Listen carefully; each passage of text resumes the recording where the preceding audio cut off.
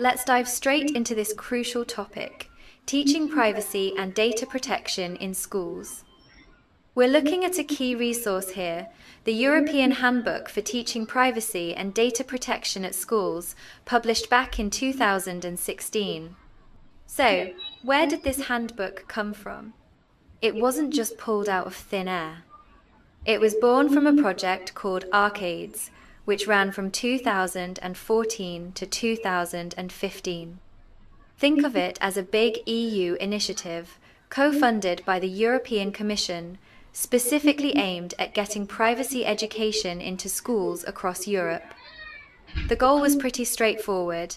Make sure kids and young adults are equipped with the knowledge they need to navigate the digital world safely. And this handbook, it's one of the main tools they developed to achieve that. It's not just theory, it's designed to be practical for teachers. How is privacy education happening across Europe? It's not a one-size-fits-all situation. You've got different players involved, teachers obviously, but also parents, educators, even policymakers. It's happening everywhere, woven into various subjects, not just some isolated computer class. It needs to be integrated throughout the education journey. The methods are diverse too. It could be part of the curriculum, special workshops, online resources, or public awareness campaigns. And the content? It covers the basics of privacy concepts, the core principles of data protection, and importantly, practical skills for navigating the digital world. It's a complex landscape, but the need is clear. Let's peek inside the handbook itself. It's structured in a logical way. Part 1 gives you the background, the bigger picture of privacy education in Europe and the story of the Arcades project. Then comes Part 2, the heart of the matter, the teacher's manual. This is where the practical stuff lives. Lesson plans, activities, discussion points tailored for different age groups. It's designed to be hands-on. There's also a handy mini bill of privacy and data protection rights. Think of it as a simplified cheat sheet for students. And finally, they include some selected lesson plans as examples of how others have successfully used these ideas. It's a comprehensive toolkit. Okay, let's get into the specific topics covered in the manual. First up, introducing privacy. What do we mean by privacy? At its core, it's the right to control what information about you is shared and with whom. Why does this matter?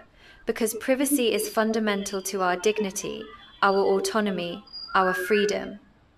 Think about it. Without privacy, you can't truly be yourself. The manual uses real-life cases to show what happens when privacy is violated. It encourages discussion, prompting students to think about their own experiences and values. Activities might involve role-playing scenarios, analyzing privacy breaches, or even collaboratively creating rules for respecting privacy in their own lives. Next, we tackle personal data protection. What exactly is personal data? It's any information that can identify you, directly or indirectly. Your name, your email, your location, even your browsing habits if linked to you. The manual introduces the core principles of data protection, things like lawfulness, fairness, transparency, and purpose limitation. Basically, data controllers should have a good reason to collect your data, tell you why, and handle it properly. Again, they use a real-life case study to illustrate the impact of data misuse.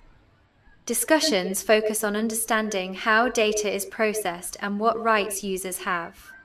Activities could involve mapping out their own data footprint, critically analyzing consent forms, or dissecting privacy policies. It gets practical fast. This section is super relevant. Who wants your personal data?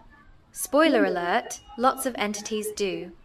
Companies, websites, apps, social media platforms, they are constantly collecting data. Why? Mostly for advertising, creating user profiles, and delivering targeted marketing. Think about those ads that seem to know your deepest desires. They collect all sorts of data, your location, what you browse, who you connect with online.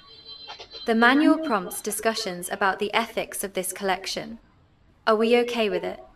Is it fair? Activities might involve students identifying who collects their data and scrutinizing privacy policies to see what they actually agree to.